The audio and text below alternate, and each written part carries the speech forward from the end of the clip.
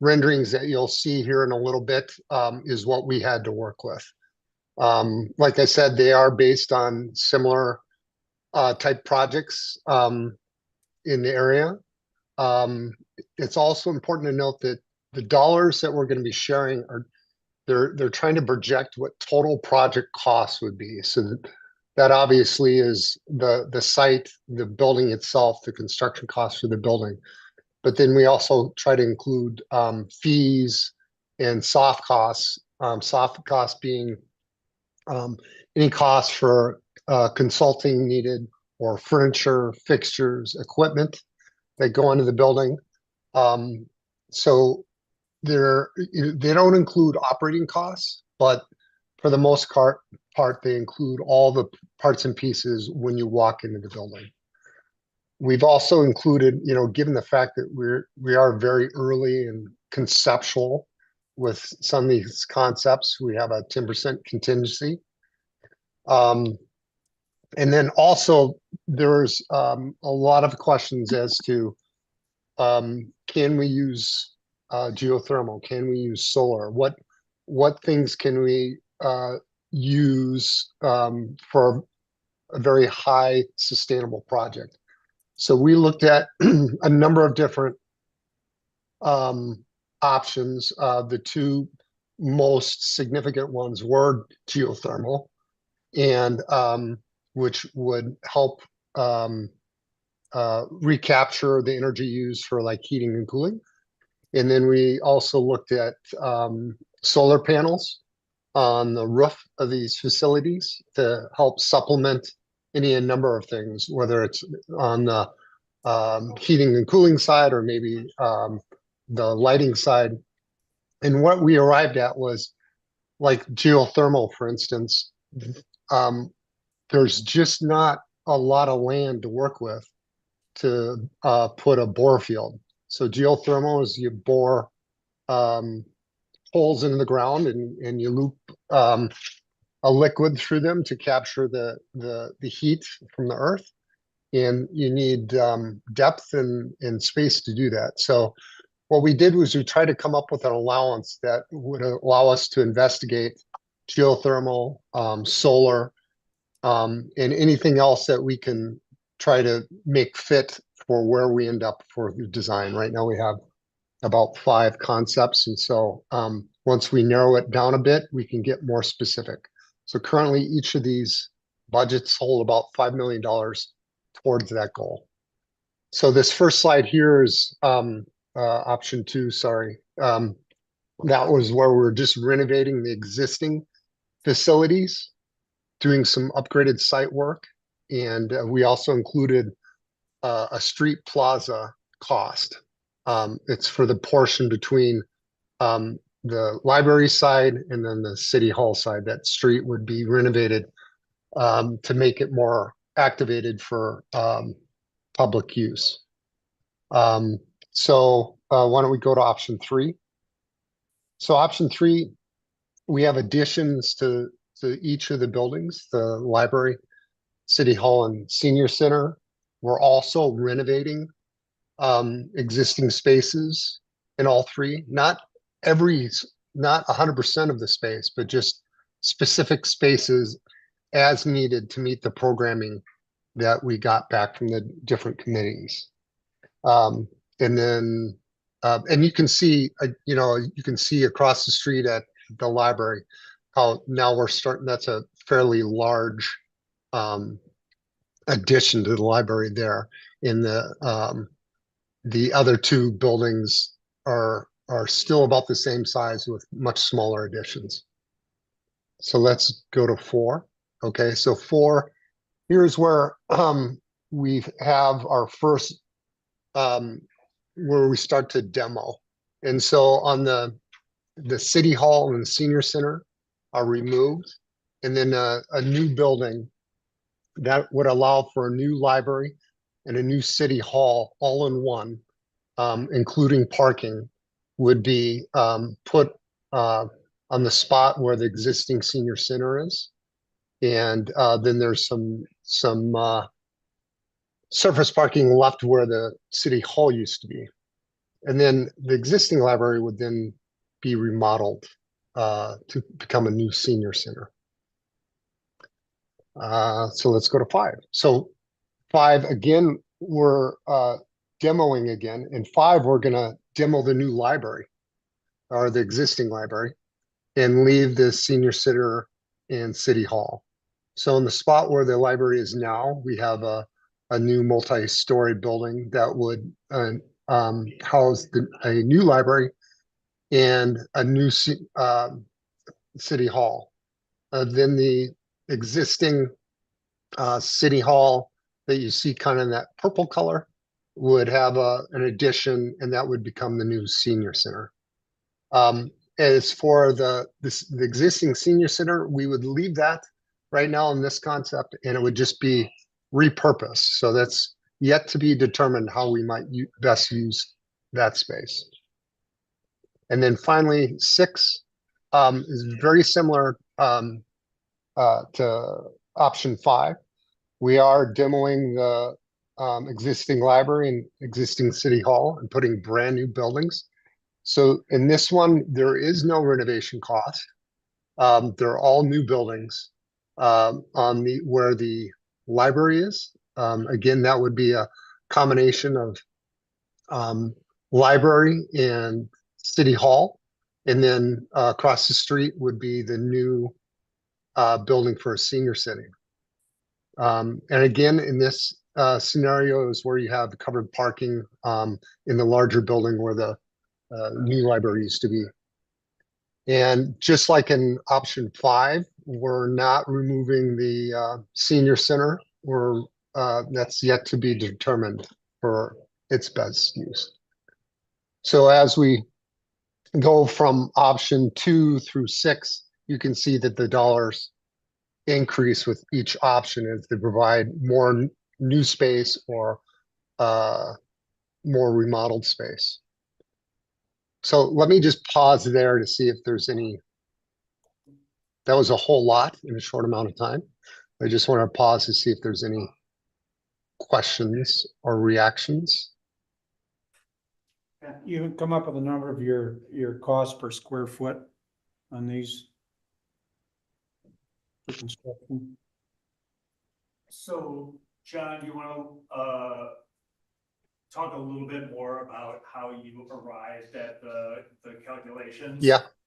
And kind of zoom out a little bit and talk Sure. about pounds per square foot.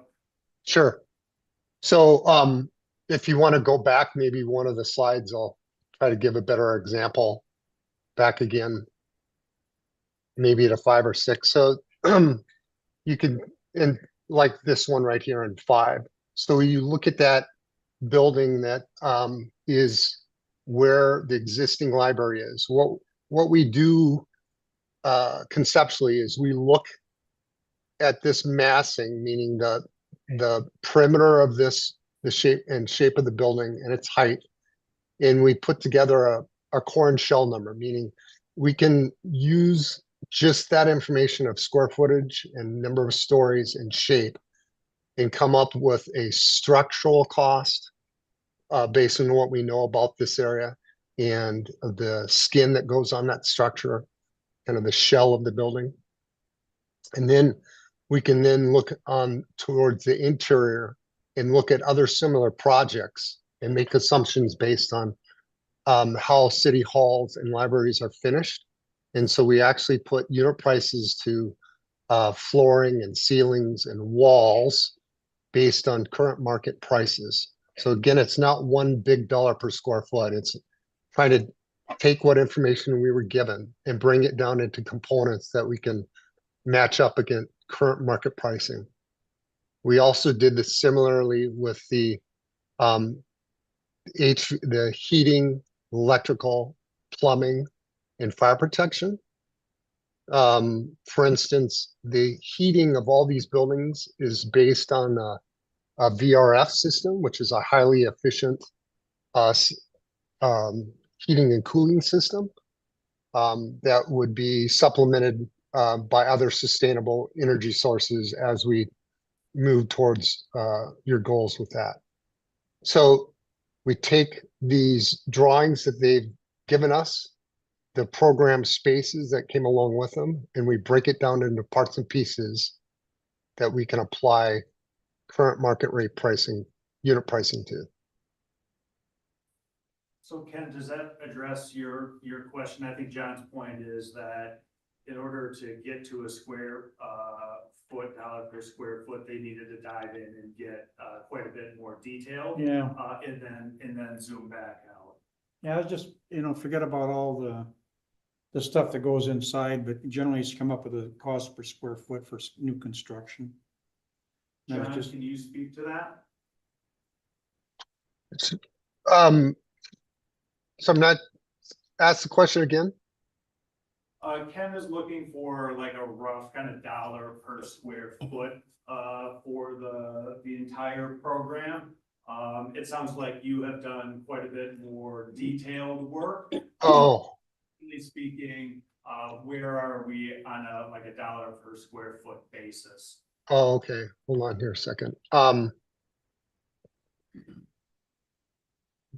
Just doing the quick math, this option comes in at $797 per square foot. Yeah, that's about right. So these dollars include,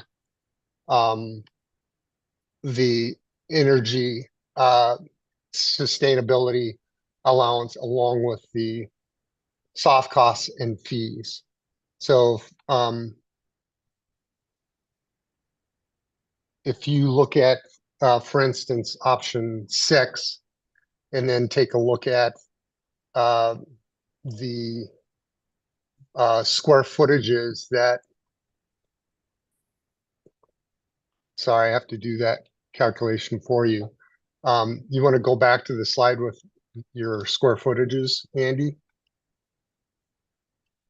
So the 148,717 against the 135 million.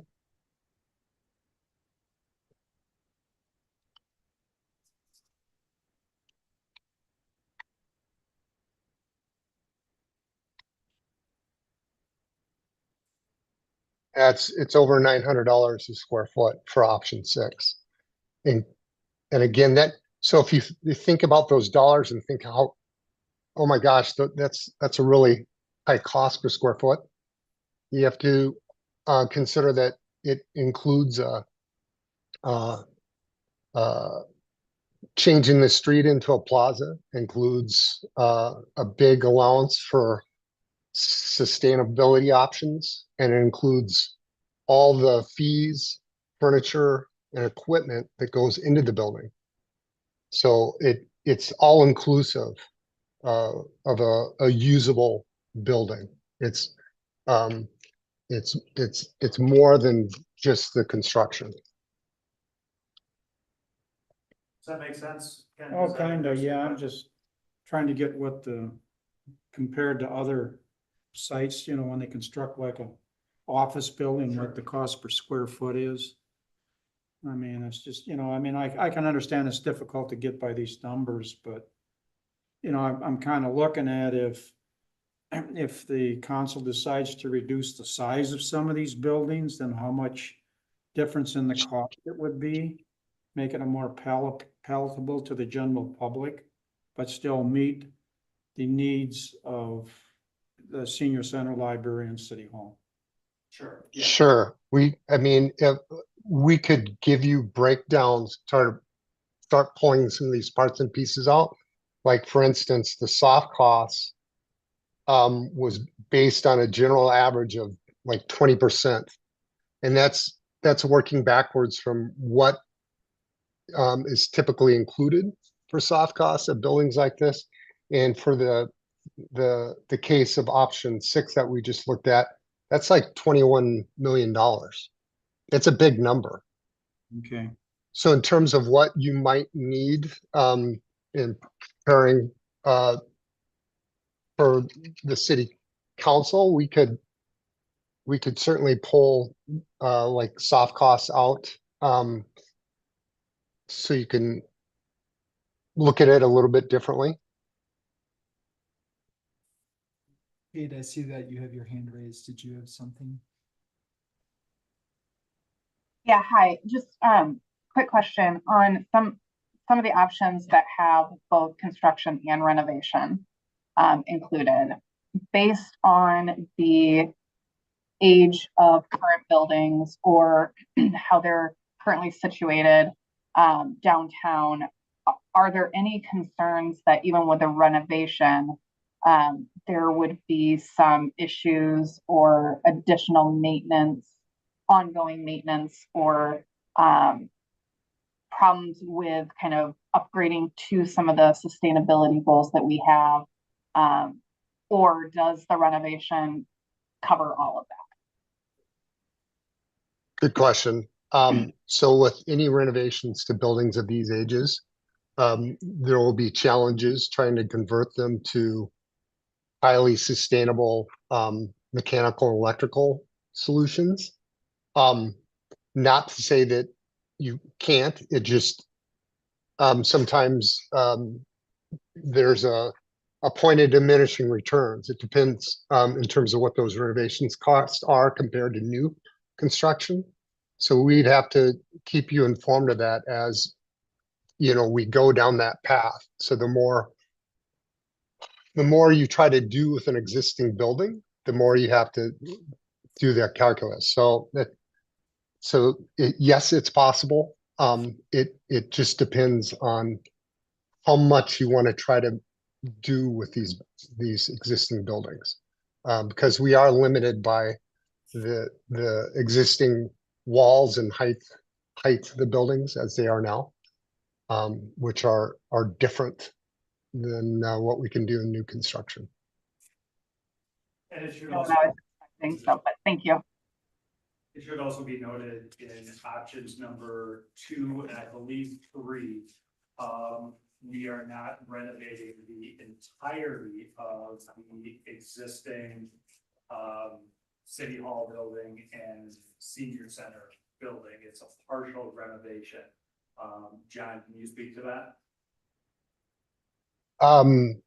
Sure. So in what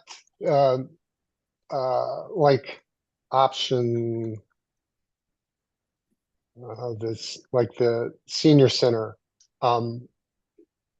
what was done was based on the programming. If you look at zoom in on the senior center where there's kind of an orange yellow color next to the pink, you can see that there's spaces that were designated for heavy remodeling, right where your cursor is, yeah, compared to the rest of the building. So that was done based on what was learned from the programming meetings on what kinds of spaces and uses were needed. So instead of just remodeling everything, we were trying to just put the cost where it was needed. So there's other variations of this that we can do, but I think to Andy's point is that remodel dollars aren't across the entire square footage of these buildings. For the streetscape, do you have a separate number for that? And is that number consistent throughout?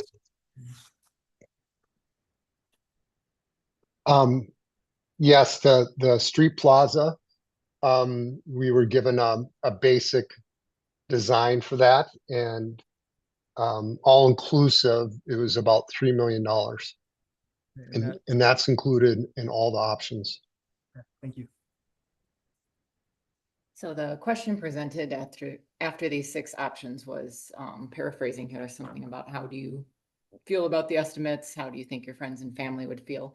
Have you broken this down anymore so that the public would be able to understand the per person or per household impact? My quick math would tell me option 6 would be about a $6,000 per person based on current population. So we will get there. That is part of Later Bill's on. presentation. Gotcha. So he's going to present some tax impact information. So you'll receive that for all of the options. Got it. Thank you. Any other questions for John and Finbar? I just wanted to maybe make a quick note on the square footage or cost per square foot. So as if the building were to shrink, it wouldn't necessarily be the same, like the cost per square footage wouldn't go down like every 1,000 square foot, it wouldn't stay the same when you get down, because you're still gonna have like the same number of elevators, the same number of stairs. It's not. That's correct. So, Yeah, well, that 20% for the soft stuff, that was kind of revealing. yeah. That kind of helped out a little bit. Yeah. Okay. And we can, we can talk more as depending on how, where did the 20% come from type of questions. We can share that if needed. So one other thing before we move on, unless you have questions, John, could you speak to something that's in the news quite a bit, or has been in the news quite a bit? Can you speak to potential impact on tariffs, and can you talk a little bit more about the contingency and Sure. inflation assumptions built into? Sure. I'll start with the tariff question. That's a complete unknown at this point. We're trying very hard not to tell our developers and owners and clients that there is a answer for that right now, because we don't know. I can tell you, history has told us from like 2018, where we had new tariffs that were imposed. There was construction historically had a 5 to 8% impact. But things are different today. We have more participation from other countries with tariffs that we just don't know what those impacts are. I would say it may be akin to what you may have heard about in the news with during COVID. So when some of these things play out, a cost is usually affected the material, but not so much the labor. So as when you hear some of these percentages, that doesn't mean it's across the board. That's why, like in 2018, it was like 5 to 8% of the total dollars. And then the other thing I would say is that depending on what plays out here in the next, I guess, 6 months, if you wants to guess when it'll settle down, is that timing, because of supply chains, could be something that we'd have to be patient with. So the only thing I can say to help with that is that we've been through that before in 2018, and then during COVID, we were able to come up with strategies to work around supply chain issues. And we helped during those times owners come up with alternative ways to deal with their scope of work to mitigate, some of those risks. So we have that on our side, at least. We have these tools and experiences to help you with that. The contingency question. So when we conceptually budget something like this with these different concepts based on these renderings, we historically use a 10% contingency, and that's trying to represent the risk in what we just don't know. And so it's partly in how are these buildings going to be articulated, and what can we expect the city and the community, like the buildings, to look like in terms of their materials, and what have we haven't thought about maybe design wise, or there's still programming to do. So that's what that's for. It's just the risk in the design and scope of the project. And then we've tried to use unit prices that are as if we were in the market today and expecting to go for a start in 2027. So we have contingency to try to protect against the risk of those things that will change between now and a final building. And we tried to anticipate what the costs would be in 2027, not including of any kind of tariff that may be effective.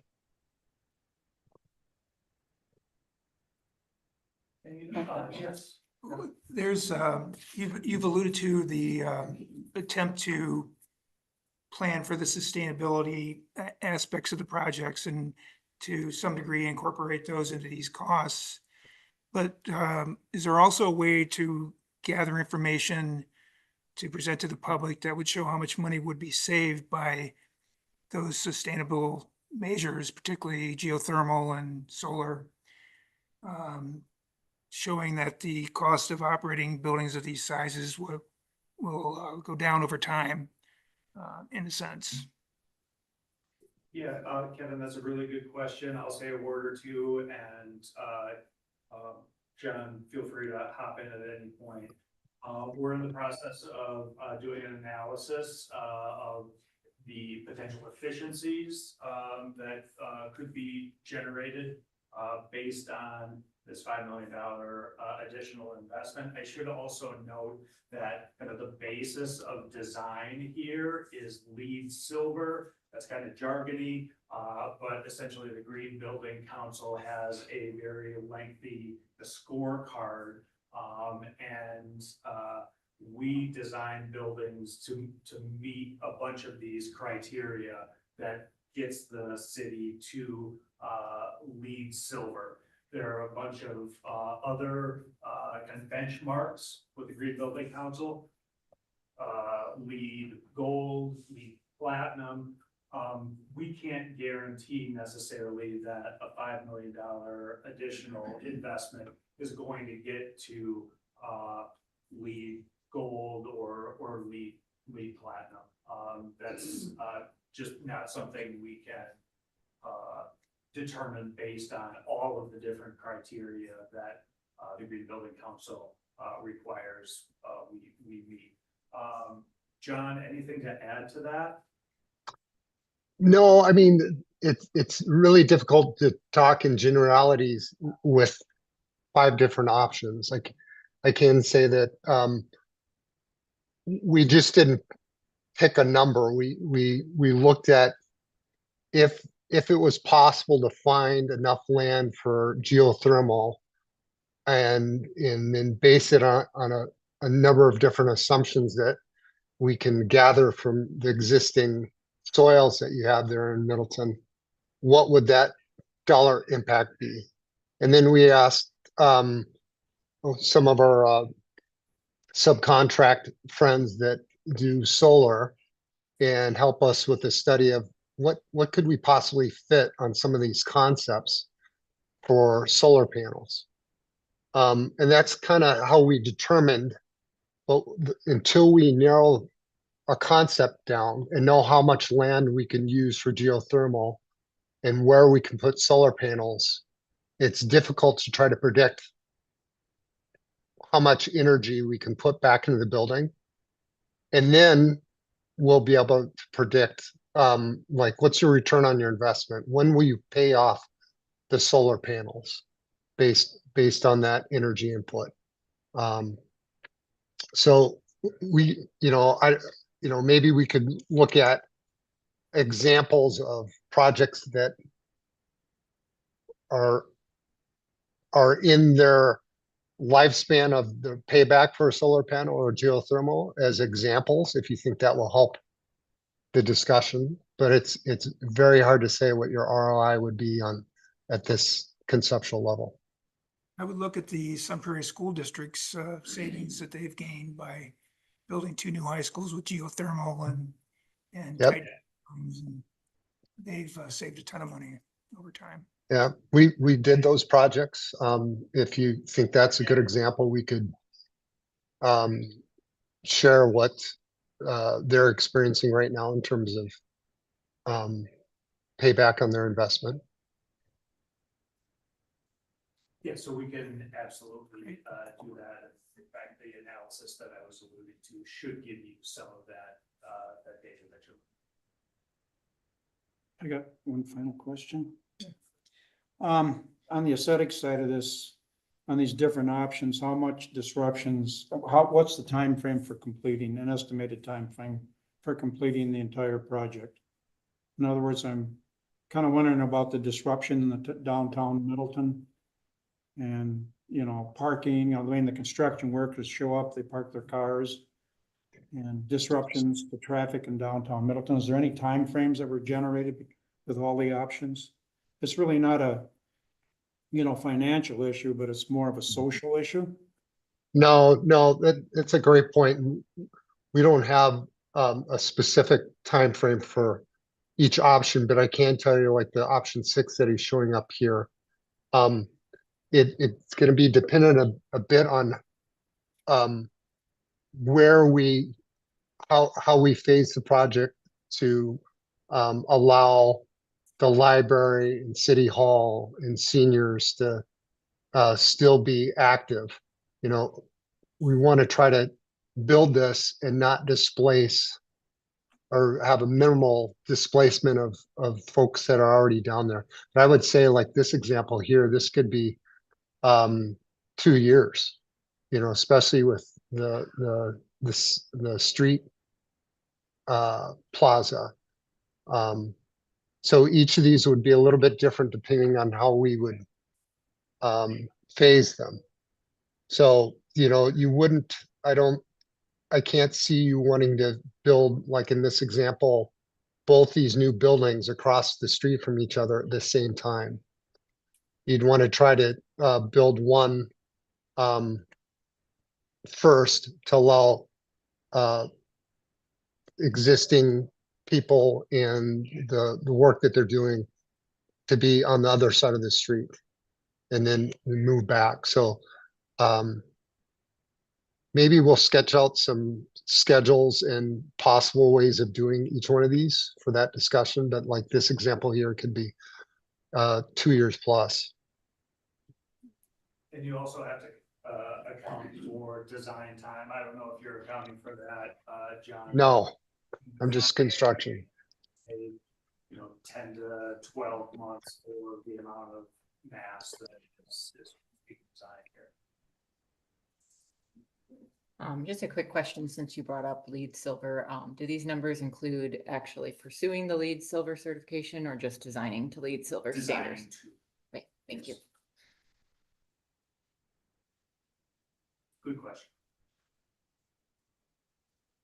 Okay, so any other questions on costs before we move to bill and tax impact? Okay, I'm gonna hand things over to Bill. I am gonna say one thing before we get there. The costs that Findorf estimated include the $5 million for sustainability. We did not have enough time to recalculate the tax impact numbers to include that $5 million. So you're gonna see a little bit of inconsistency between the costs and the tax impact figures. They're gonna be very much in the same ballpark, but don't be surprised if you don't see complete alignment in those costs. Everybody understand? Yeah. Bill, I'm gonna turn it over to you. Okay, thank you. Yeah, we took the information that Findorf put together on the cost estimates and worked with Ehlers Associates, which is a financial advisory firm working with municipalities that has a lot of experience in debt issues and projects like this, and worked with them to develop some conceptual financing plans for the different options to show the estimates of the magnitude of the tax impact. All of this is conceptual, just like the estimates are conceptual, the financing plans are conceptual. The numbers will change, but I think it'll give you an idea of the ballpark impact for the different range of options. Before I get into the specific options and the estimates, I'm going to start by setting a little bit of context, talking about the city's debt management policy, a word about our existing debt, and the upcoming closure of TIF District number 3, which will have a big financial impact for the city. I'll then get into the assumptions and the specific estimates for the different options, and then end with just raising a couple other considerations for this body and for the city council as you look at a project like this. So starting with the city's debt management policy, the city adopted a policy in 2017. There's several things in that policy that identify appropriate uses of borrowing, establishing policies and procedures.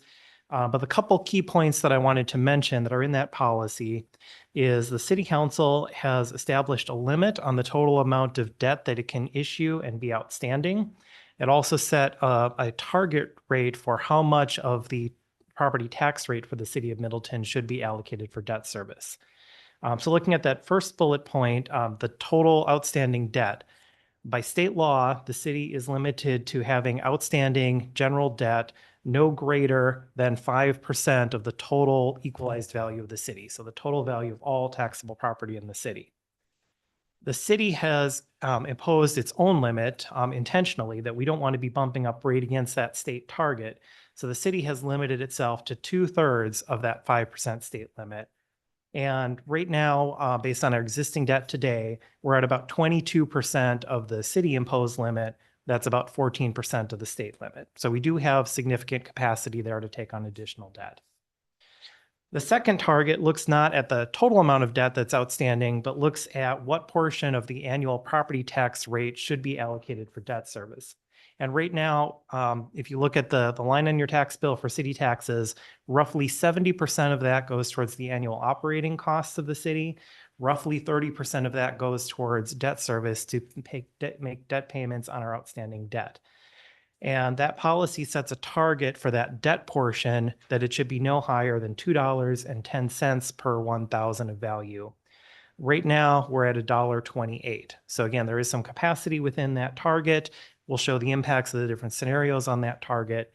And I just wanted to mention too that the policy does allow for potential exceptions to that policy for a significant project that would go to a referendum, and that would be part of a referendum discussion. A lot of information on this side. I'm not going to go through every number on here, but this is trying to look at a snapshot of the city's outstanding and planned debt going forward. So the bars for each year are showing the annual payments projected for debt service for our existing debt, which is in the colored bars. And we've broken that down by the orange, which is our annual general capital borrowing, things like streets and vehicles and park and rec projects, police projects, whatever. The other bars layered on top of that are some existing facility debt. So the Middleton Operations Center for Public Works, police station, and the fire and EMS facilities. And over time, we'll see that some of that existing facility debt will drop off as those facilities are fully repaid. So in 2028, we would see the fire and EMS debt dropping off. In 2030, we would see the police station debt dropping off. And eventually by 2033, the Middleton Operations Center will be fully paid. So we're seeing that existing debt service going down over time. We do know that the city is going to have additional borrowing and capital needs other than just this community campus project. And that's what's represented by the gray bars on this graph. Now we're trying to anticipate what is the annual borrowing the city will need for all of the other projects on an annual basis. And we've layered that in on top. And then kind of the key item to focus on here is what's shown by this red line. That's the projected tax rate for debt service. So that piece of your tax bill, that 30% of city taxes for debt service, what's that tax rate? And as I mentioned, we're at about $1.28 per thousand right now. We're projecting an increase in 2026, and we peak at about $1.35 per thousand. And then as the sum of this debt is paid off, we're projecting that that will slowly decline over time, and all else being equal, projected to come down to just under $1 per thousand. So that is very intentional with the way the city set up its debt, that we are paying down debt rapidly. We're paying down some of these other facilities, and that does give us some capacity to take on new debt for new facilities. The other context item I wanted to touch on is tax increment district number 3. This is the city's oldest and largest tax increment district, includes territory in the downtown and in the business park area. It's been a very successful TIF district. There have been several subtractions of value already to take taxes out of that district and put it available on the general tax base. The city is anticipating that we'll be able to take action to completely close that district in April of next year. And in doing so, that will take the remaining roughly $720 million of value within that tax increment district and make it available for the general tax base. So taxes on property in there would no longer be going to the TIF district. That would help by providing a larger tax base for all other city debt, including debt for capital projects. And that would tend to have a downward impact on our tax rate. That also gives us some capacity to take on additional debt without having the net result to the taxpayer go up. So those are kind of couple key context items, and those are all factored into the numbers you're about to see for this project. Just a couple words about assumptions. I had already mentioned, and Andy did as well, that these are conceptual, these are estimates, these numbers will change. This is very early in the process. So just wanted to make sure everyone's aware of that this is just a starting point and numbers will be refined. As Andy had also mentioned, option 2, the remodel only, looks at only the existing square foot of the facilities. So it's really options 3 through 6 that have the additional space needs identified for this study. And one thing I just wanted to mention and kind of leave you with as we're comparing the different options and the cost for the different options, that there's certainly different costs and tax impacts for the different options. Another item for you and for the city council to consider is what is the total square footage that we're looking at, and what are the pros and cons of potentially decreasing some of the square footage, but doing more new construction, and where are those trade-offs? And that could be a point for future consideration by the committee and the council. This slide talks about some of the specific assumptions that we made for the cost, for the equalized value increases, other general debt. I'm not going to go through each bullet, but I'm just kind of showing that these are all kind of background things that we've captured and picked up in the estimates. We're also basing this on current interest rates in the market, and we've used an example of a recent bond sale by City of Green Bay as an example in using these interest rates. Looking at the options, the inputs that were used for the financial plans, we've got the options that Findorff costed out. Option 2, the renovation only. Option 3, renovation with additions. Because the overall cost number is relatively similar for the 2 hybrid options, 4 and 5, Ehlers took an average of those 2, so we'll present that together for options 4 or 5. And then finally, option 6, which is the new construction. As Andy noted, these numbers were provided to Ehlers before we had that additional $5 million cost from Findorff, so that is not included in the assumptions here. That would bump everything up a little bit, but as I said, these are all very conceptual numbers, and we'll refine this further as we go forward. So with all that said, looking at the impact of the options, starting with option 2, which is the remodel only option. This conceptually looked at a borrowing amount of $25 million, $25.3 million. And we looked at what is the impact on the portion of the taxes for debt service, that tax rate. The total debt service taxes on an average home, which for this purposes, our average home has a fair market value of about $521,000. And then we looked at what is the incremental impact of just the community campus project. What portion of those numbers is community campus? So in this case, that total debt rate for, or total tax rate for debt service would go from the current $1.28 to $1.40 per thousand. Total taxes on debt service for the average home would be $728.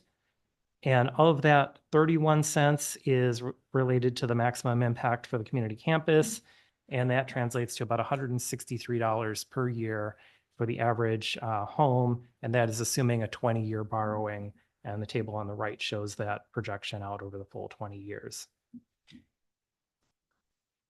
Moving then to option 3, which is the remodel and addition option. That assumes a borrowing of $84.6 million. Total city tax rate for debt service is projected to go to $1.85 per thousand. Total debt service taxes on the average home of $963.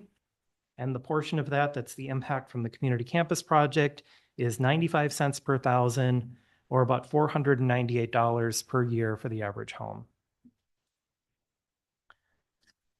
Looking at options 4 and 5, the two hybrid options, using the average principal borrowing amount of 112.3 million.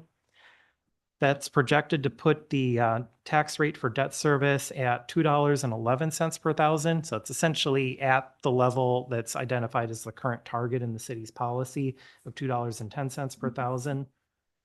That represents an estimated $1,099 per year for the average home for total debt service. And the community campus portion of that is $1.26 per thousand, or about $659 per year as the maximum impact. And then finally, the new construction option, assuming a borrowing amount of 133.9 million. Total tax rate for debt service would be $2.32 per thousand, just over $1,200 per year for the average taxes on the average home. And the community campus portion of that impact is $1.47 per thousand on the tax rate, or about $767 per year for the average home. And we have a couple slides that look at comparing these options together. This first one looks at that first item in our debt management policy, the overall amount of debt that we can have outstanding. That's the thing where we're set to 2/3 of the state limit for total debt outstanding. Right now, we're at about 22%, I believe. This is projected that all of the options would be within that limit. The most expensive option, option 6, would push us up to about 80% of the city's limit. The less expensive options would be 30%, and then the others falling in between that. And then looking at the other target in the city's debt management policy, the tax rate for debt service, that current policy target is $2.10 per thousand. Options 4 and 5 are projected to come in essentially at that level. Option 6 is projected that would go up above that. So that would require council action to adjust that policy and presumably a referendum to support that adjustment. And the other options, options 2, option 3, and just our base capital improvements without doing the project are below that level. And then comparing what is the debt service on taxes on the average home. And this just looks at a snapshot of 1 year. And I picked 2028 since that would, if the construction is in 2027, this would be the first year after the borrowing. So just looking at the city's base capital projects. So this is our existing debt and other planned debt for other purposes. That's at about $556. And you can see the impact of the different options on what would be added on top of that. So $122 for the option 2, $408 for option 3, $541 for options 4 and 5, and $647 or $645 for option 6. If you'll note from the earlier slides, the numbers I gave you with the maximum impact were a little bit higher than this. But we're also projecting that our existing debt service is going to be going down over time. So this is trying to look at just what is that impact for that first year after the project is put into place. Finally, a couple other considerations and then open for questions. One is the city's bond rating. So annually, when we go to the market to issue debt, as part of that process, we have the city and its debt rated by Moody's Investors Service. They assign a credit rating to the city, and that credit rating helps determine the interest rate on our debt. And currently, the city's credit rating is at the what's called AA1 rating. That's an excellent rating. It's the second highest possible after a AAA. And by having that high credit rating, that helps the city obtain low interest rates on its debt. One thing to consider is that one of the factors Moody's takes into consideration is the amount of outstanding debt and liabilities for a community. So if there were a significant increase in outstanding debt for a project like this, that could tend to have downward pressure on the rating. Certainly not a guarantee that there would be a downgrade. There are other positive factors that the city has, like the growth of our community, the tax base in the community, the amount of fund balance we have. But just wanted to outline for you and for the city council that the outstanding debt level is 20% of Moody's calculation, and that is something that we should be aware of. I did want to also say that even if there were to be a potential downgrade of the city's credit rating, we anticipate that if it dropped from a AA1, it might go to a AA2, that still would be a better bond rating than City of Green Bay, and that's the estimates that we used for interest rates. So I think we're protected in our analysis for the interest rate assumptions, but just wanted to make sure there were no surprises about that potential out there. The other considerations is just that while this is a big, important project for the city, there are other things within the next 5, 10, 20 years that the city is going to have to consider, and that needs to be factored in as well. So looking at other capital projects that we know of, at some point we would anticipate that there would be an EMS satellite station that would serve the eastern side of the community. Right now, both of our ambulance crews are located downtown. There's been discussion about a potential community center at some point that would provide additional space for park and rec programs. We have an older aquatic center that's likely going to need additional investment. And then just kind of the question mark of if there's other TIF or development or other debt that the city might consider. Also, the city will likely be looking at operating costs and a potential levy limit on the operating side. We've been talking all about the portion of the tax rate for debt service, but we do need to consider the operating portion of the tax rate as well. And some considerations that the council will be dealing with in future years is at some point, do we need to go to a third ambulance crew staffed? Is there additional staffing that would come from this project by having larger facilities and multi-story facilities, additional maintenance staff? What are those costs? And then finally, just other staffing needs for the community as we continue to grow. And the city is going to be doing an organizational analysis this year that may have recommendations for staffing that would need to be factored in as well. So looking at this project right now, but we will need to look at it in the larger context of the city budget and projections as we go forward. So I know that was a lot of information as well. I'd be happy to answer any questions or go back and revisit anything if there's things you want to look at more closely. This is based all on what the city's gonna require for taxing, but overall, what is it, over 50% of our city tax bill goes to the school district. And I understand that they're gonna go out for a bond issue. And I think, you know, to get an idea of what the overall tax assessment is for each home in this city, you need to start combining these two. You know, you can't piecemeal this, because when I pay my tax bill, I gotta pay it in one lump sum. You know, for city and school district and the county and whatever. And I don't know, you know, that's a difficult thing to coordinate, but you know, people are gonna look at this and they're gonna see that maybe the high school is gonna increase their bonding issues and we're gonna increase our bonding issues. That I don't know how to get around that, you know, I mean, it's gonna be a difficult question to answer, but I think maybe, you know, that the residents of the city need to know this answer before they decide to go ahead and make a commitment for the city center. Yeah, that is a good point, and you are correct that a little over half of the property tax bills for the school district. The city portion is a little less than a third, and that city portion is both city operating and city debt. So, you know, you're correct. This analysis is looking at the city impact only. That's the thing that we have the most information and direct control over. But just as it's important to consider not just the debt service for the city, but the operating costs for the city, that would be another consideration of what is the overall projected impact for taxpayers for all the different taxing jurisdictions. And the second question is obviously build bigger facilities, we're gonna need more staff. And how would you include that in this cost? Yeah, and the numbers that I just went through on the projects, those do not include operating costs. As I noted on the last slide here, that is something that we'll need to look at. And as the council looks at this, what are those operating impacts? I will say, like, as we looked at all of those tax impacts and tax rate impacts, that's just looking at the debt service portion. And on the operating side, for example, like when the TIF district closes, that will help provide additional tax base and potentially some relief on the operating side. But we will also need to do projections for the operating, certainly. I just do want to note one thing. We do a lot of work with the school district. I don't know of anyone or anything that suggests that in the near future, the district is going to go to referendum again. I haven't heard that at all. It's very possible. I've that heard others rumors do. they wanna do more sustainability from what you mentioned at the senior center, when you came and discussed that. You may go out for another referendum on that, or another more.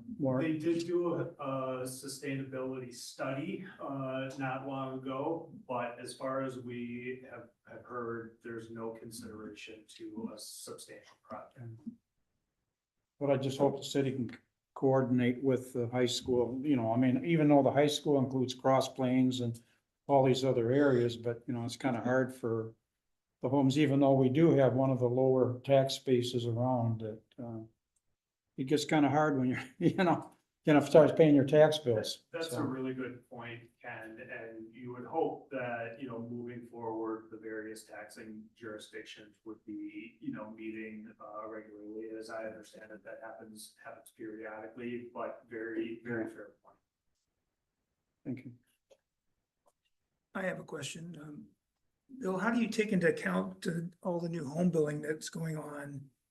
You said the average value of the home is 521,000 right now, but Yep. there are 180 new single-family homes going up on the north side of town. I don't know how many others out in Cross Plains but that affects the school district, but how do you take? Yeah, that into account? that's a very good question. And we had to make some assumptions about future growth for this study. I think we were conservative in making our assumptions about new growth.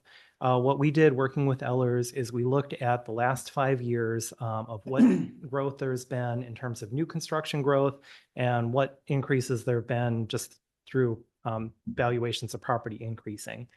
We then discounted both of those. We discounted the new construction growth by 50%, and we discounted the economic change by 75%.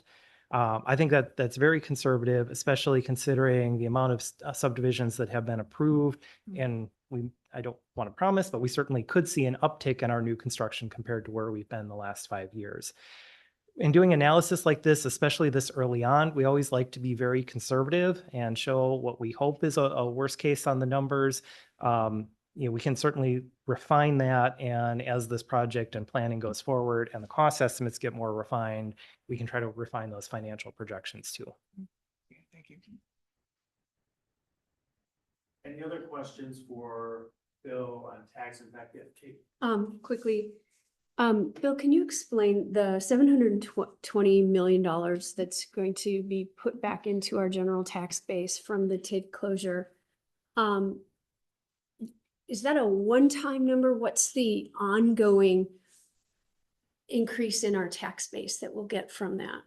Yeah, that will be an ongoing number. The So the 720 way is that the ongoing. tax rate is calculated, kind of in a simple form, is we take the amount of money we need to collect, we divide it by the total value of all the property. That gives us a rate. And then you take your home and you multiply that rate by the value to show what your taxes So are. that's per year. So that 720 million increase, and that is increasing to the base, and that remains there going forward. So it bumps it up the year after the TID closure, and then that stays there. And then as those properties that used to be in the TIF district continue to grow in value over time, that's added as well. So that Wonderful. impact would be there through the life of this project. Wonderful.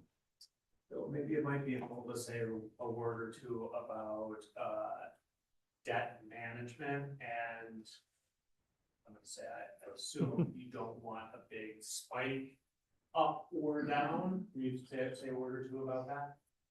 Yeah, definitely. So one of the things that the city has tried to do, both on the operating and on the debt side, is to have consistency, and that you don't want to see big spikes where the tax rate for debt service, for example, would drop 1 year, and then you'd see a big jump up the next year. So we do try to manage our debt levels and how much we're paying back each year to try to keep that consistent. And so with the additional tax base coming from the TID closure, that does give us the opportunity, whether it's for a project like this or paying back our other debt more rapidly, that we can try to keep that tax rate constant rather than see a dip in 1 year and then see a bigger increase 2 or 3 years down the road.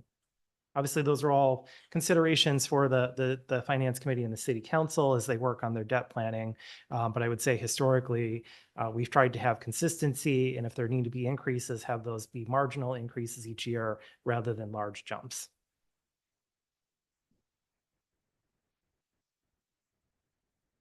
Yeah, I understand why you didn't include operations as part of this exercise today, but I'm wondering if it might be helpful for the committee if we could see what those projections might look like layered over the projections that you've already given us.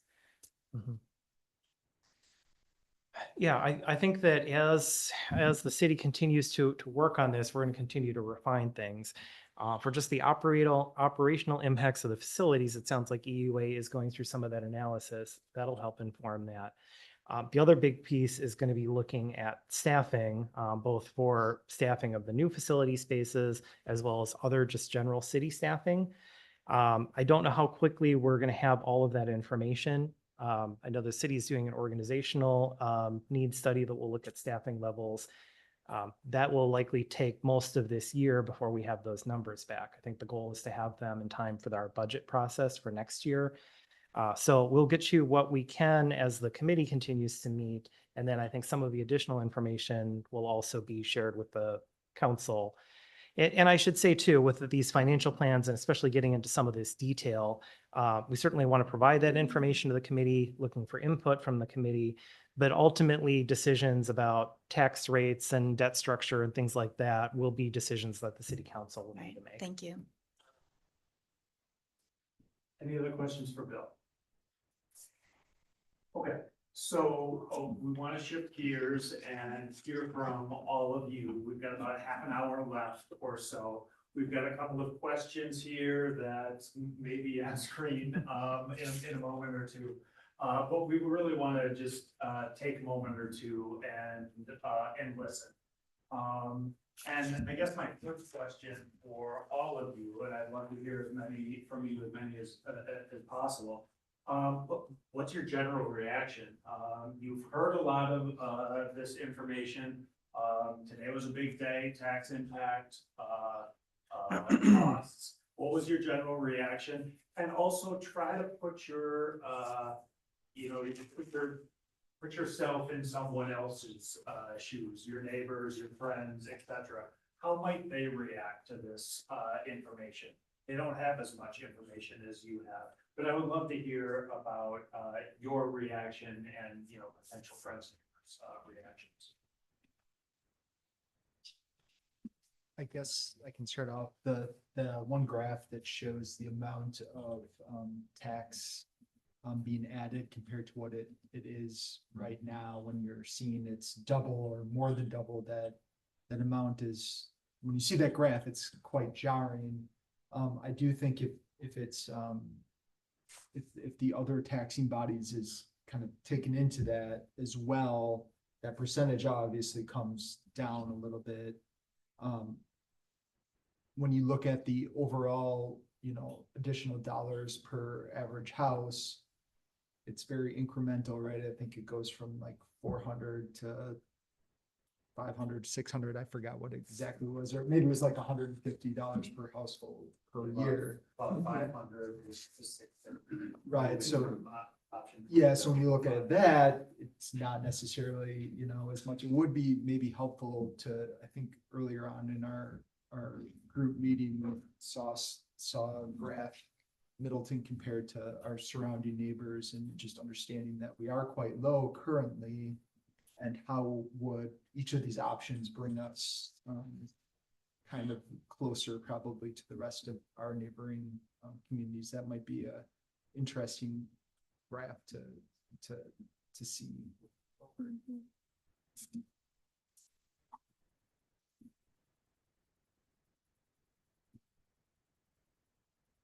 Others.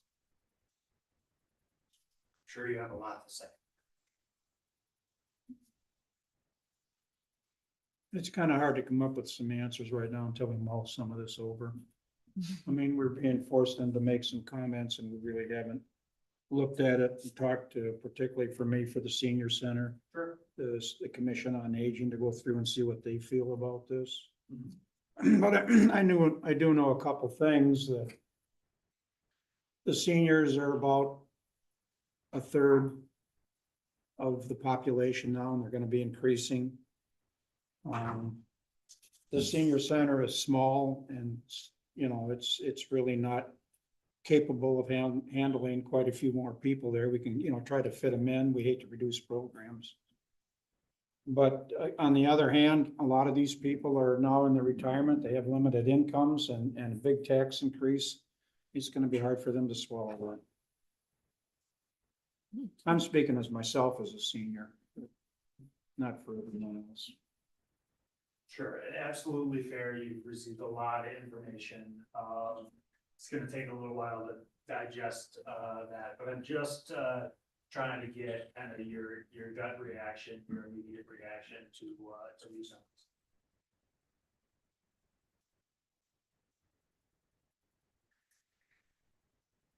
I don't know if this would be the right move or not to do, but it would be just interesting maybe for us to kind of see a breakdown of the three different user groups, or how much of this is going towards City Hall, how much is going towards the library, how much is going towards the senior center.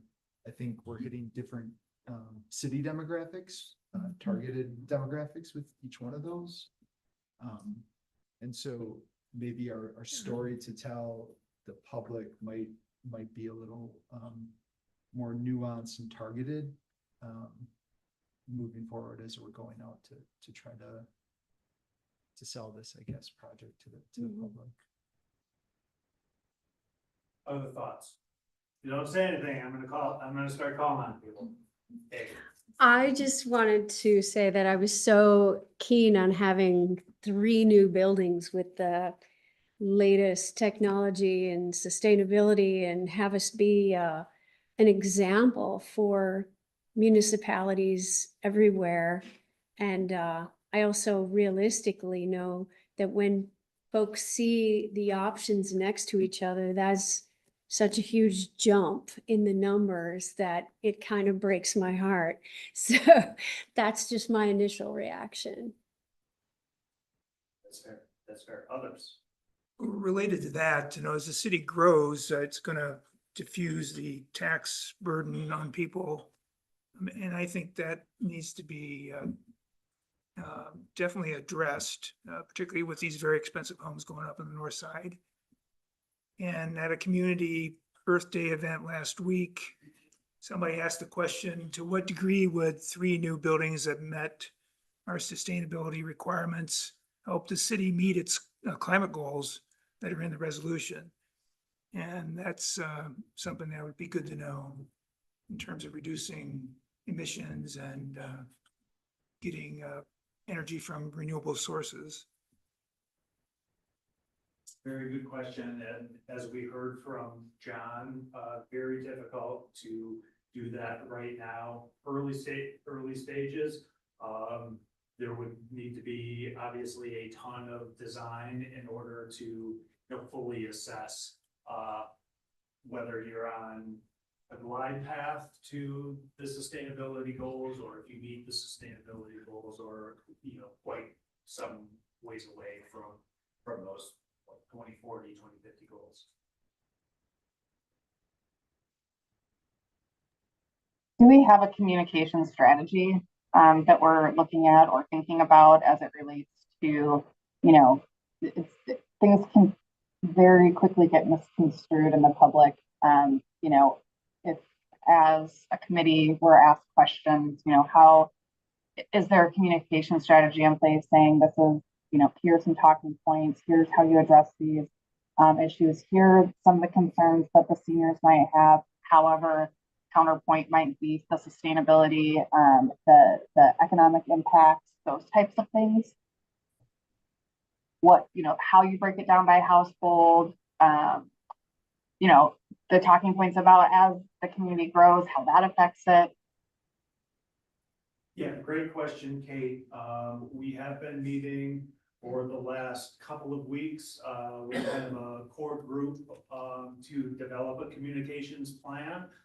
We do have a series of talking points that we hope will be ready for council on the 7th of May.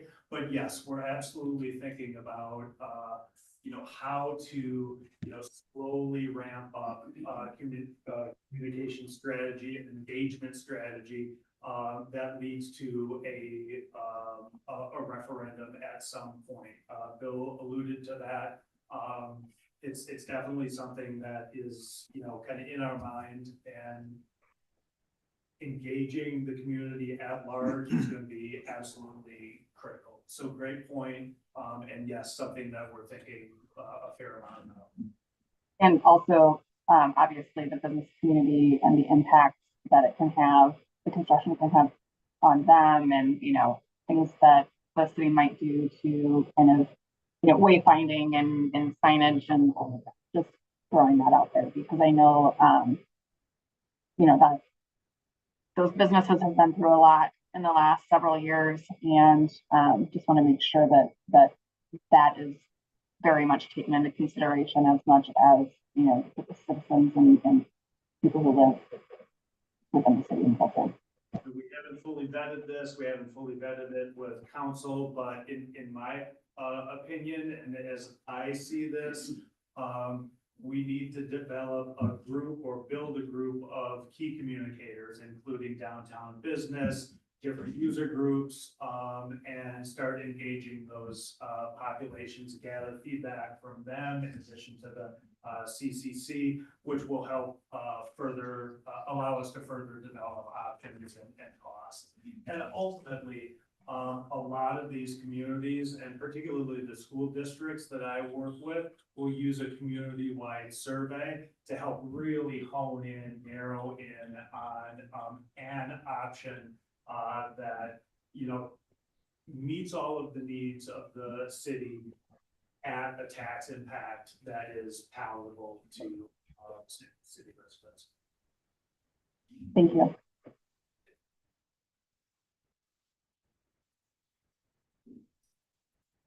Other questions, things folks want to consider, gut reaction? Do we need the street plaza to reach the sustainability goals? Is that like the geothermals built into all that, so we actually need to have it? That's a good question. That's not something that I can answer at this point. John, maybe you have a thought about that. If we're thinking about geothermal, the street plaza isn't necessarily required, correct? I think in this particular case, it's not whether it's required or not, it's whether it's usable or not for geothermal, given what we've seen for utilities, existing utilities in the street. But towards sustainability, there are certain points in, like, let's say the lead scoring that are given to site work. So it would help towards lead. It wouldn't necessarily, I don't know that it would necessarily lead to any of your targeted sustainability goals, though. Actually, this is Bob Cost. So I've been on this job for 5-6 years with the rest of the team, landscape architect, and I am a lead accredited professional. So related to the exterior, both on the street and around the buildings, part of your sustainability goals are about how you address rainwater. And so one of the attributes, for example, of the street plaza is for it to be more of a sponge or a permeable place where rainwater can percolate in, be collected, be used by plants, not run off into the stormwater system. The same thing goes for the buildings. You see some of the renderings show green. We have factored in green roofs on these buildings. That helps address the thermal properties of the building, meaning they keep the heat and the cooling down, those costs down, operate more efficiently, and they also, again, address the issue of rainwater runoff. They also provide places for habitat, so reducing urban heat island. So when we talk about the city's sustainability goals, I just want to make that comment that there are a number of systems and factors that are beyond just alternative or on-site energy that reduce your carbon footprint and help you address and meet your sustainability goals. And the exterior is part of that. And the last thing I'll say about the street plaza, it's along with the building exterior architecture, is one of the ways to emphasize and create this sense of place that is a campus setting. So the architectural detailing, the materials, the shape and form of the buildings, the style, but also the surrounding site and how that all sort of creates a single recognizable place. Thank you. Let me, we've got about 10 minutes left or so. Let me switch gears and, consider those 6 different options. I know that you haven't had a whole lot of time to digest this information. But initially, are we thinking that there are any options that just aren't doable at this point, aren't feasible?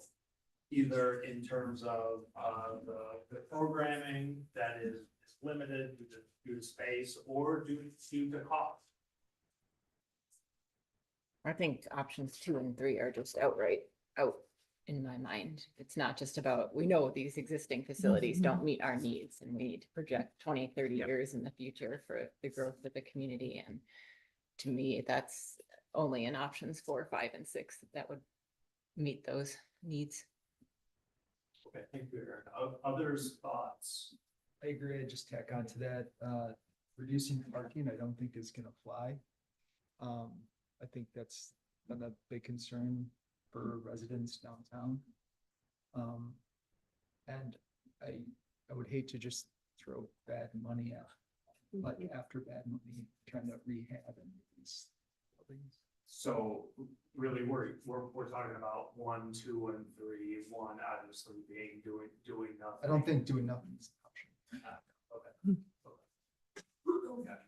Others' thoughts?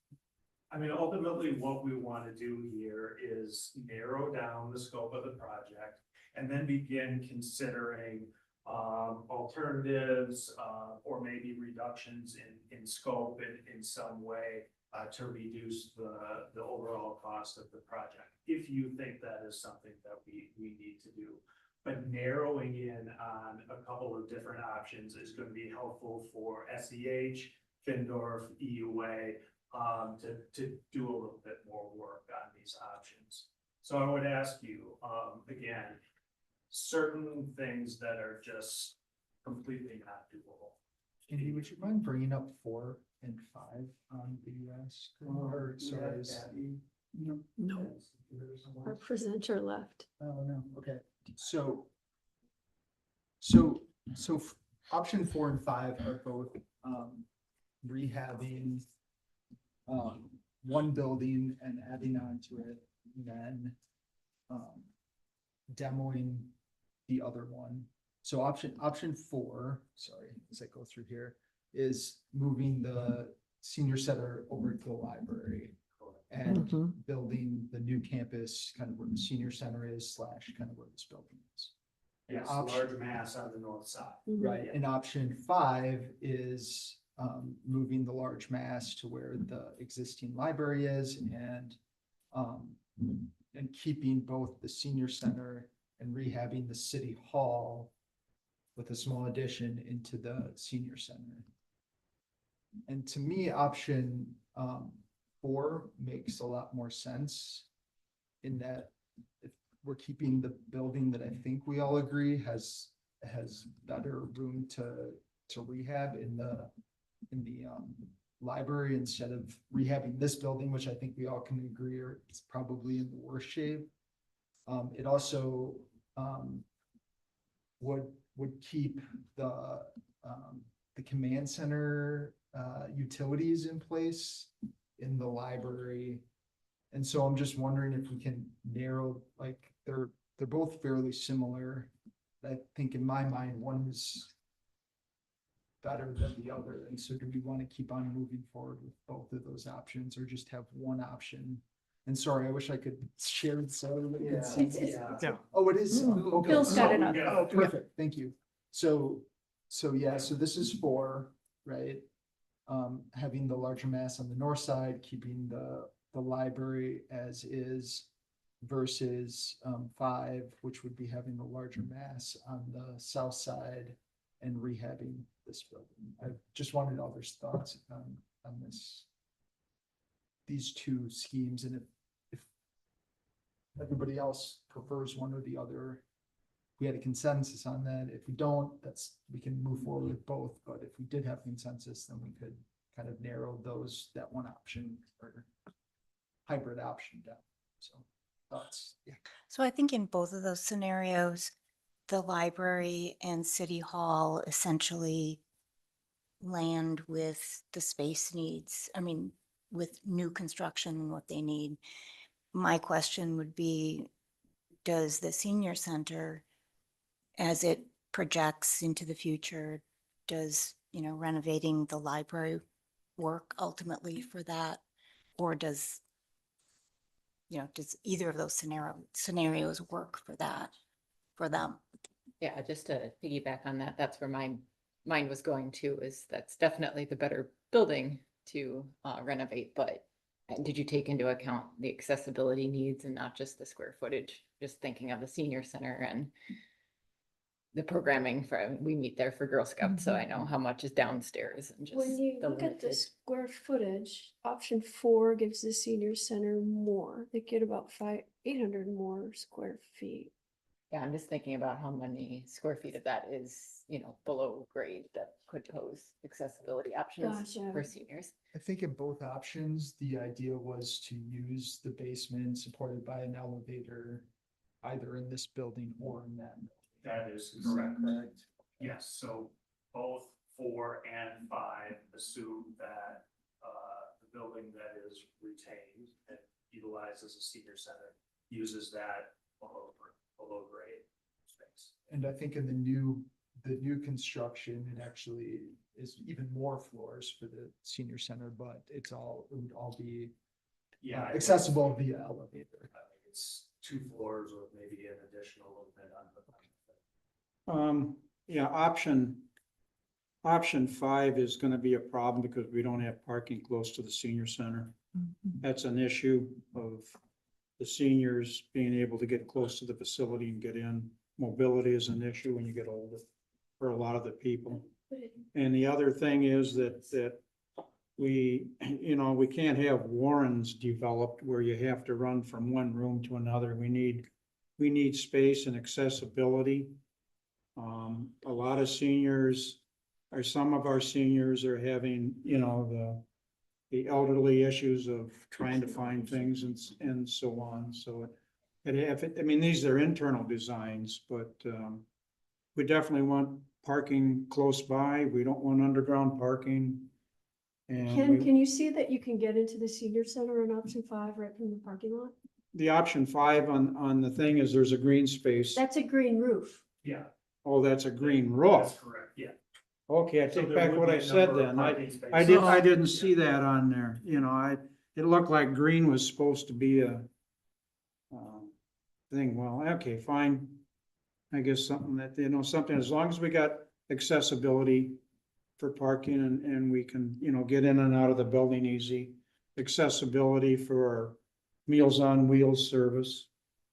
Yeah, so there absolutely is some space, and please remember, these are very, very conceptual at this point. There isn't any, design essentially here at all, and there may be, I'm not the person to say this, but there may be an opportunity to expand in option 5, a couple of more parking spaces immediately next. Could you show option 6, please? Maybe we can't narrow this down. Okay, that's green. That's on a green roof too up there then. That's correct. Yes. Wow. How much weight does that put on a building, particularly in the winter when the water hits it, freezes in? I'm not a structural engineer, but we have green roofs on many of the buildings that we design, and that would all be taken into account. Hmm.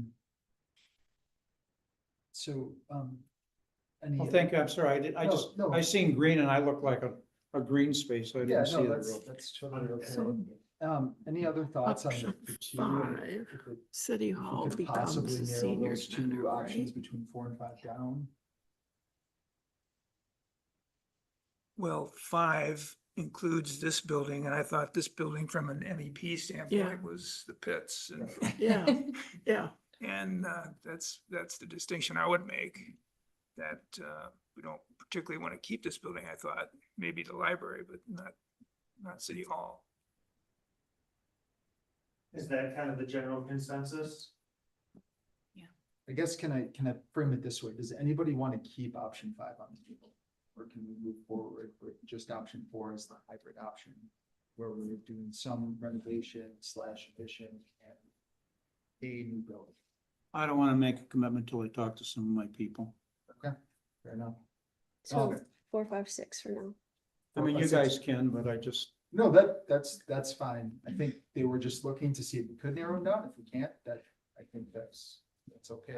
I think that is totally fair, The, yes. the only other comment that I wanted to make before we leave here today is an option 6. I think it would be good to keep, sorry, spill, so, there we go. Yeah, can we go to option 6? So I think going forward with all new builds, at this point, I wouldn't want to remove that. I think we would need city council's buy-in to, move forward with it, but I don't want to take it out before they even see this. I would just mention that I have some concerns with option 6 being the only option or the option that we're going forward with. I know at one point we discussed having the senior center going across the street, being adjacent to Hubbard Avenue Diner. And then having the larger city hall / library kind of in the current senior center location. I think that does a few things from what we're seeing here. First, I think it brings both buildings closer to downtown and away from the residents. I think that helps tie in the whole downtown better together. It puts parking on the perimeter of downtown. It's not abutting that. Then we don't have these tall buildings abutting residents. I think, what else did I have here as far as the options go?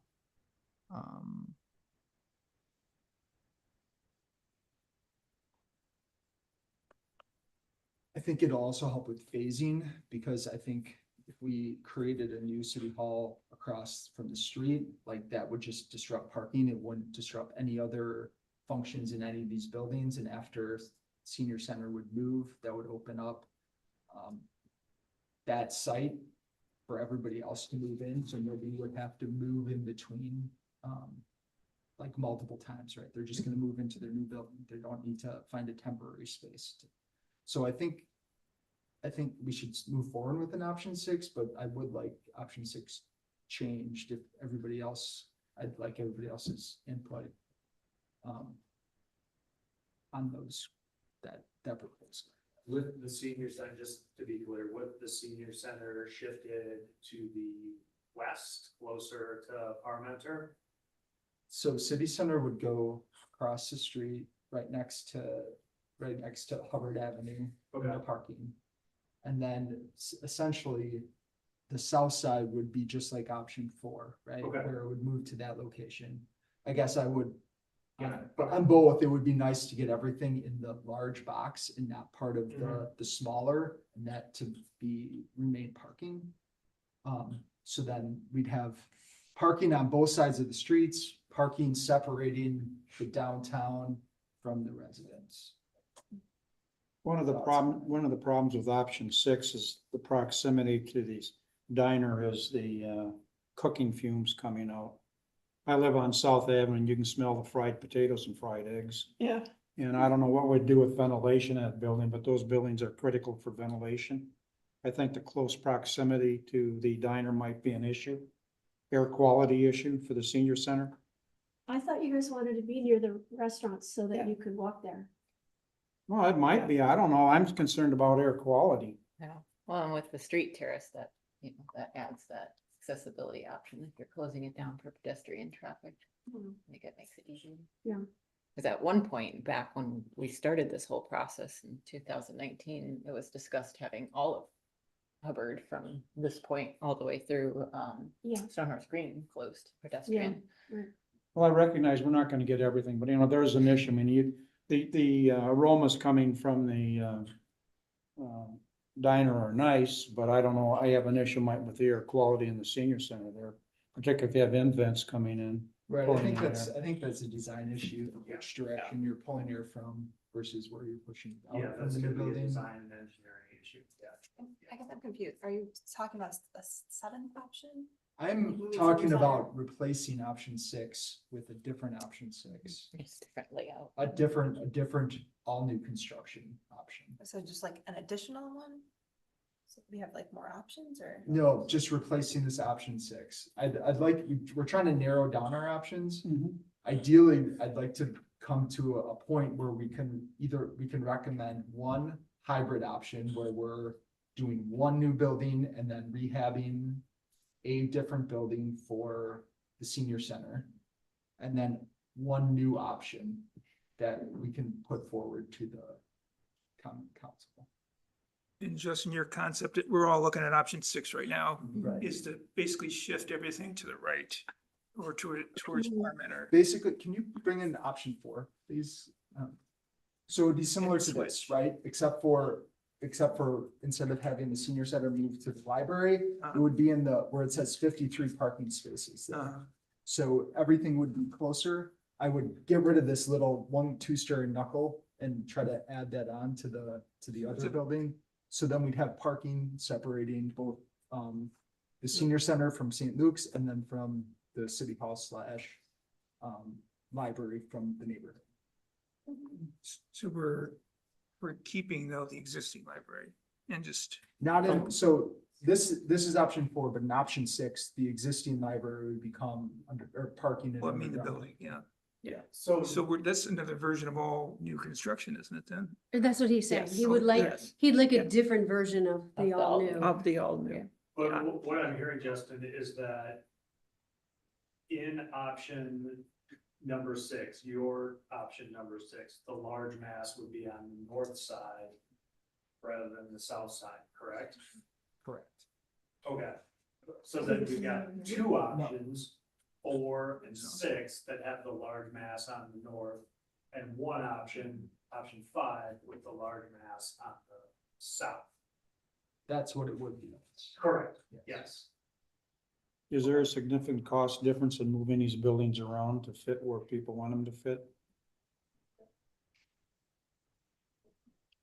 I would defer to Findorf here, but I mean, the majority of the cost, my assumption, majority of the cost is gonna be in square footage and parking. We pretty much accounted for all of that. Does the city, I'd agree. I'm sorry. Is the city council, what kind of decisions are you gonna be looking at since you're on the council?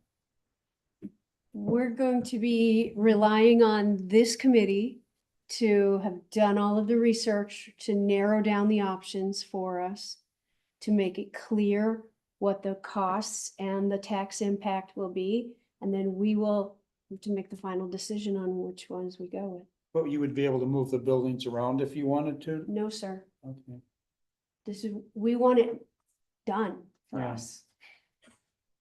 Probably the pros and cons of each option too. right? Correct, all of it, because we're also then gonna have to turn around and present it to the city residents and say, this is why you should be okay paying more in taxes. So let me just, based on what Katie said, let's take a look at the last slide and talk a little bit about what is upcoming. And I apologize, I realize that we're 10 minutes over or so. So council will have a committee of the whole meeting on May 7th. That full time is devoted to facilities planning and the CCC. So we're our goal is to bring council fully up to speed on where you're at and start considering, in particular, options number 4, 5, and 6. Cost, the tax impact, the placement of the buildings, etc. We're gonna have to ask council to start thinking about cost in particular and tax impact. And that may mean the council telling us we need to reduce the size of the scope of the project. Alternatively, the council may be completely happy with where we're at, but cost is gonna have be a consideration and something that we'll need to talk about on May 7th for certain. We then have a CCC meeting 2 weeks later, approximately on the 22nd. You'll hear all of the input from the council, and we'll start to begin to think about this matrix that we've talked about, right? The matrix that assesses your goals against the various options that are being considered, and the input that council has provided on May 7th. And then finally, on June the 3rd, we're giving a final presentation to council on CCC input.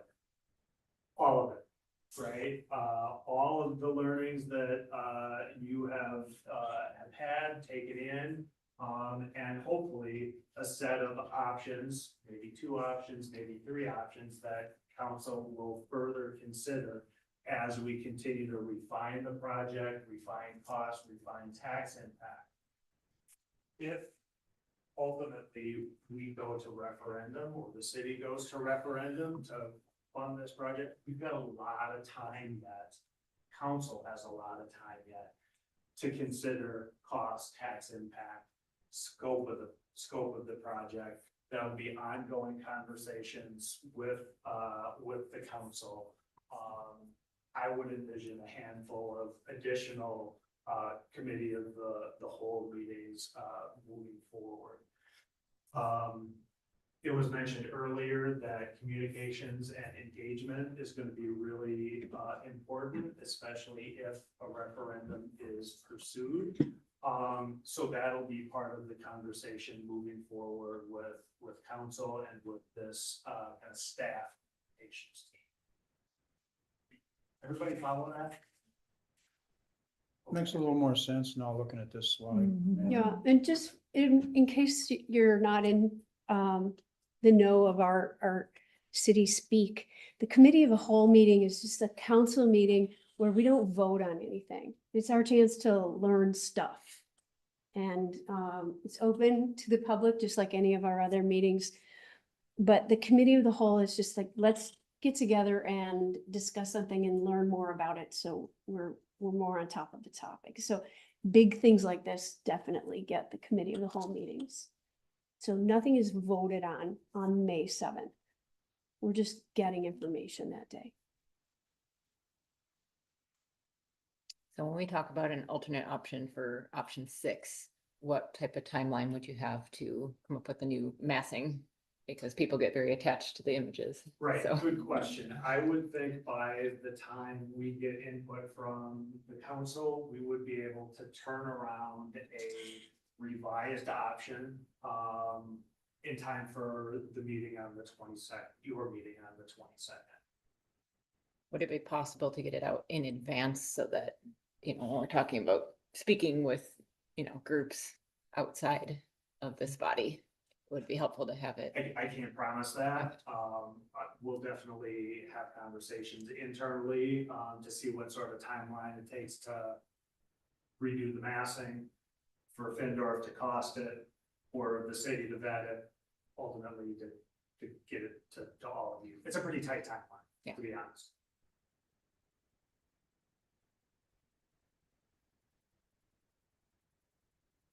Questions, concerns, issues about process?